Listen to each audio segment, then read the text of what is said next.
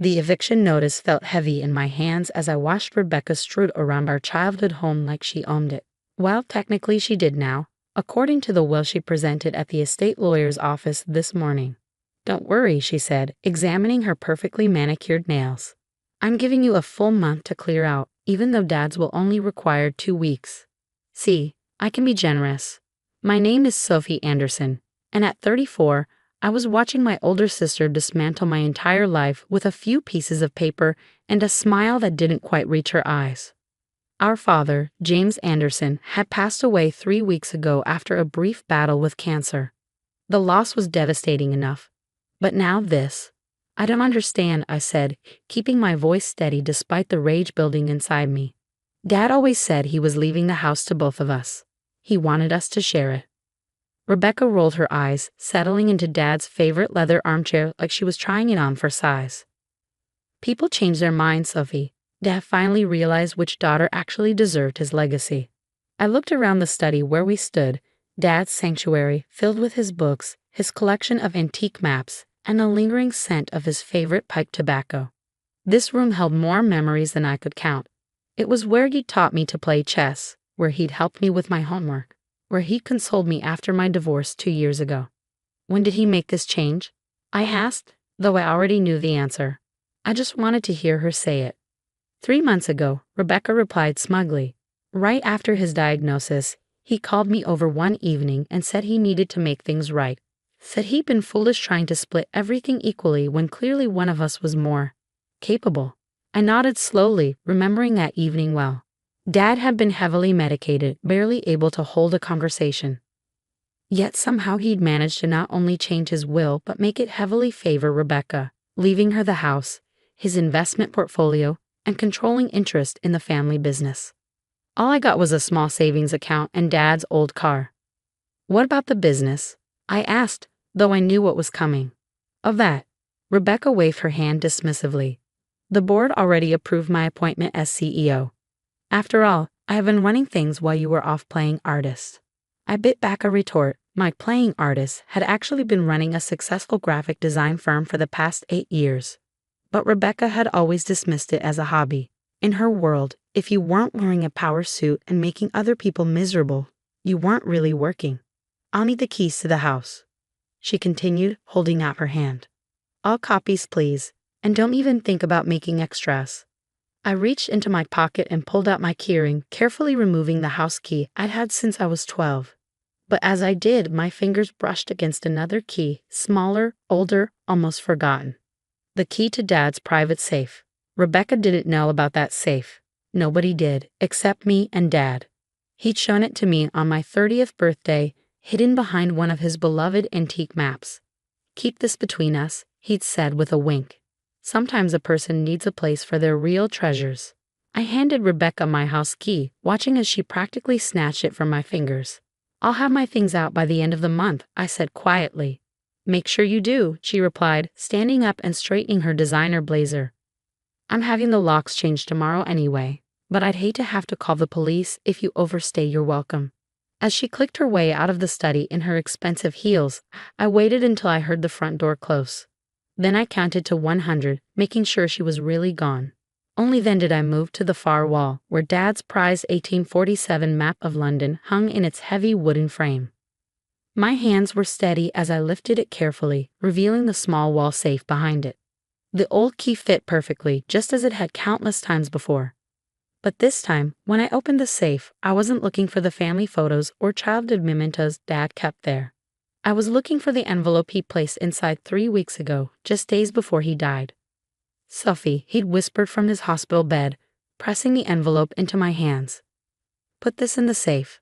Don't tell your sister. Promise me." I promised, though I hadn't looked inside the envelope at the time.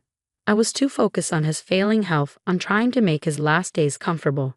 But now, the envelope was exactly where I'd left it, tucked behind a stack of old photographs. My hands trembled slightly as I opened it, pulling out several documents that would change everything. The first was a will, Dad's real will, dated just 2 weeks before his death and properly notarized. But it wasn't the will that made my breath catch in my throat. It was the second document, A detailed record of financial transactions spanning the past 5 years, all in Dad's meticulous handwriting. And at the top, a single sentence that made my blood run cold. Evidence of Rebecca's embezzlement from Anderson Global, estimated total, $2.7 million. There was more: bank statements, transfer records, copies of forged signatures. Dad had been building this file for years, documenting every penny Rebecca had stolen from the company. But the final document was what really made my hands shake. It was a letter written in Dad's distinctive scrawl. My dearest Sophie, if you're reading this, then I'm gone, and Rebecca has probably already tried to take everything. I'm so sorry I couldn't stop her myself, but the cancer moved too quickly. The real will is here, along with everything I've gathered about her theft from the company. I've known about it for years, but I could never bring myself to turn her in. She's still my daughter, despite everything. But I won't let her steal your inheritance too. The proof is all here. Use it wisely. I love you both, but you were always the stronger one, the one who could make the hard choices. Take care of our family's legacy. Love, Dad. I sat down in Dad's leather chair, the one Rebecca had so casually claimed earlier, and began to read through everything carefully. With each page, the full scope of her deception became clearer. She hadn't just forged the will. She'd been systematically draining company accounts for years, covering her tracks with fake investments and non-existent projects. Dad had caught on early but had chosen to document everything instead of confronting her. Maybe he'd hoped she'd stop on her own. Maybe he'd been trying to protect her in his own way. But in the end, he'd made sure the truth would come out. I pulled out my phone and called the one person I knew I could trust with this, Mark Reynolds, Dad's oldest friend and the family's longtime lawyer. "We need to talk," I said when he answered. "It's about Dad's will. The real one." Mark Reynolds' office hadn't changed in 20 years. The same dark wood paneling, the same leather chairs, even the same slightly crooked painting of a sailing ship that had fascinated me as a child. But today, as he reviewed the documents I'd brought him, the familiar surroundings offered little comfort. "This is extraordinary," Mark said finally, looking up from the papers spread across his desk. James documented everything meticulously. The forged signatures, the fake accounts, even the offshore transfers. He didn't miss a detail.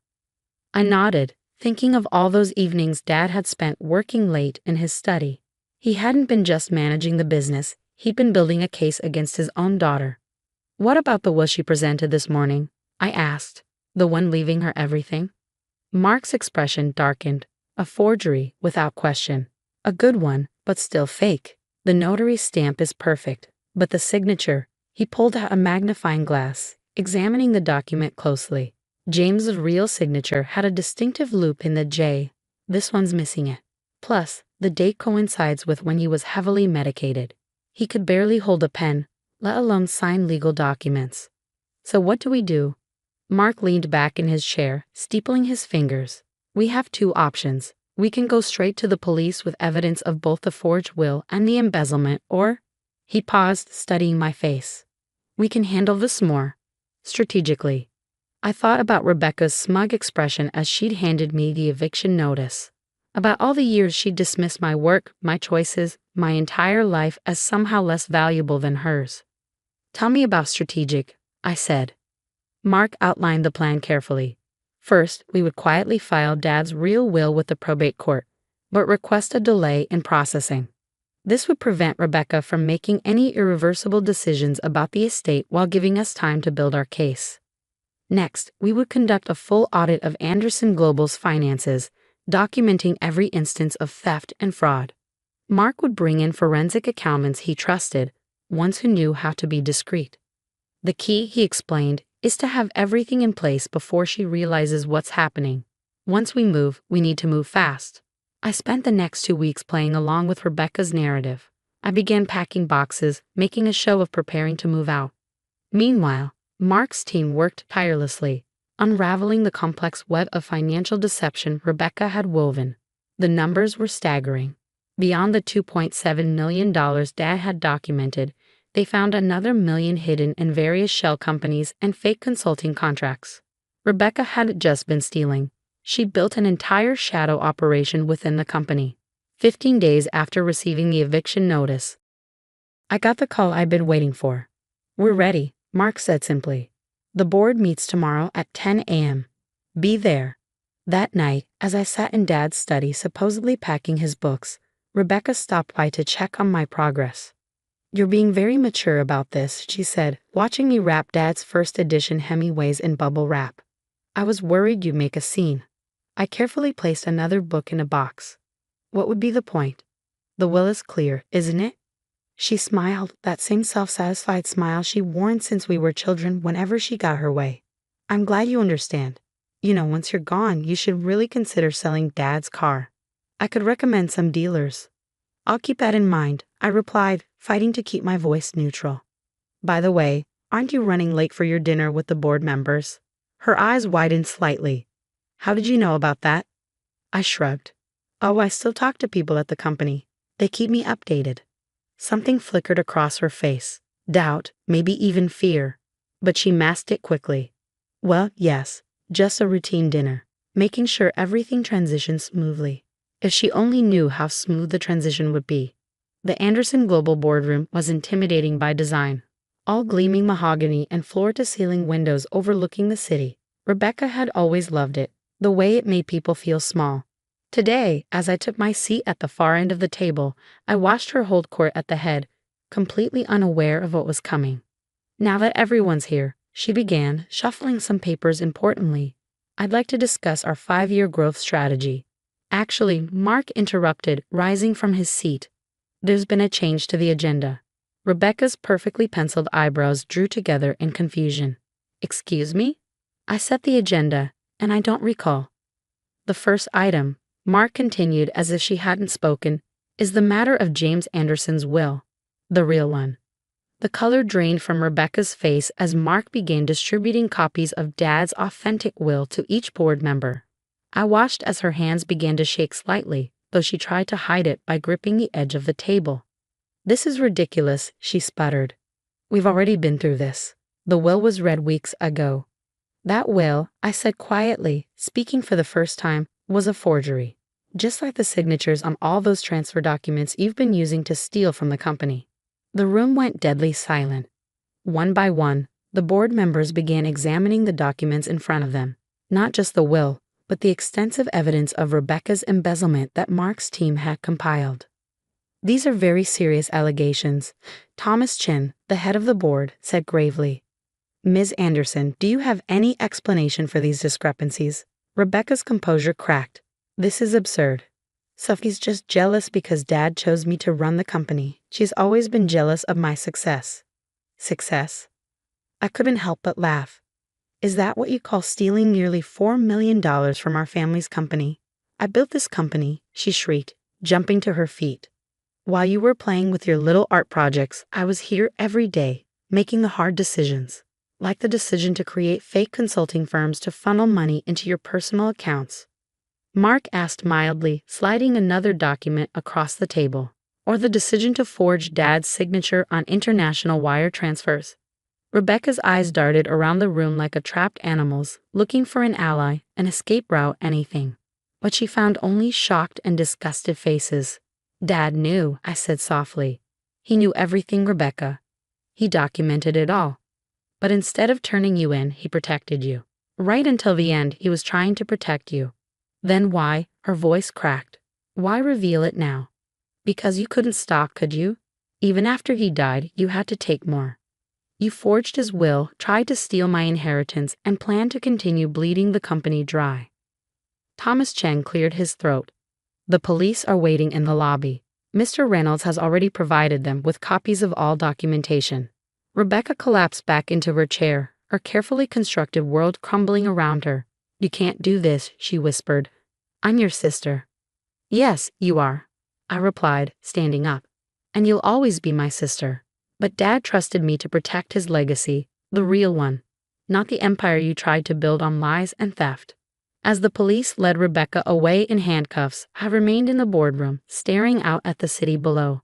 The same view she'd loved so much, the one she thought proved her superiority. The aftermath was exactly what you'd expect. Rebecca was charged with multiple counts of fraud, embezzlement, and forgery. She took a plea deal to avoid a lengthy trial, but still ended up with 8 years in prison. The house, my house now, according to Dad's real will, felt different without the weight of secrets. I kept his study exactly as it was, right down to the antique map hiding the safe.